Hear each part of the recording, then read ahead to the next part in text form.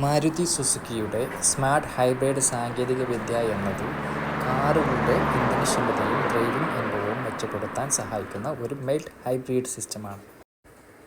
ആൾട്ടർനേറ്ററിന് പകരമായി ഇതിൽ ISG അഥവാ ഇൻ്റഗ്രേറ്റഡ് സ്റ്റാർട്ടർ ജനറേറ്ററാണ് ഉപയോഗിക്കുന്നത്. ISG ഉപയോഗിക്കുന്ന വാഹനങ്ങളിൽ സ്റ്റാർട്ടിംഗ് മോട്ടറും ഉണ്ടാവില്ല.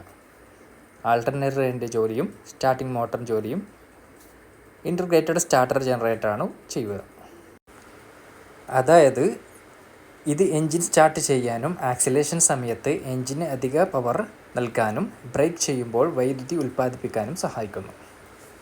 മൈൽഡ് ഹൈബ്രിഡ് ഇത് സാധാരണ ഹൈബ്രിഡ് കാറുകളിൽ നിന്നും അല്പം വ്യത്യസ്തമാണ്. ഒരു സാധാരണ ഹൈബ്രിഡ് കാറിന് പൂർണ്ണമായും ഇലക്ട്രിക് മോട്ടോർ മാത്രം ഉപയോഗിച്ച് കുറഞ്ഞ ദൂരം ഓടാൻ കഴിയും. എന്നാൽ മൈൽഡ് ഹൈബ്രിഡ് കാറിന് അതിൽ കഴിയില്ല.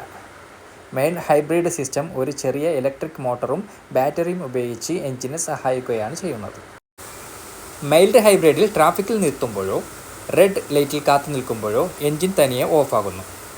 ഡ്രൈവ് ചെയ്യുന്നതിനായി ക്ലച്ച് അമർത്തുമ്പോൾ മാനുവൽ കാറുകളിൽ അല്ലെങ്കിൽ ബ്രേക്ക് വിടുമ്പോൾ ഓട്ടോമാറ്റിക് കാറുകളിൽ എൻജിൻ വേഗത്തിൽ സ്റ്റാർട്ടാവുകയും ചെയ്യുന്നു.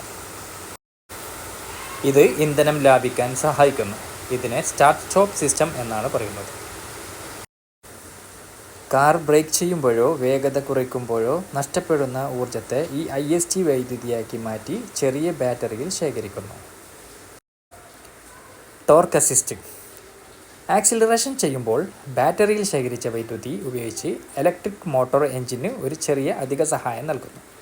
ഇത് എൻജിന് മുകളിലുള്ള ഭാരം കുറയ്ക്കുന്നു. അതുവഴി ഇന്ധനക്ഷമത കൂടുകയും മലിനീകരണം കുറയുകയും ചെയ്യുന്നു. ഈ 3 കാര്യങ്ങളാണ് മൈൽഡ് ഹൈബ്രിഡ് വാഹനങ്ങളിൽ നടക്കുന്നത്.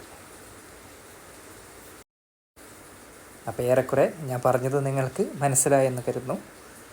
മൈൽഡ് ഹൈബ്രിഡ് വാഹനങ്ങൾ ഉപയോഗിക്കുന്നവർക്ക് ഇതൊരു ഉപകാരമായി മാറട്ടെ.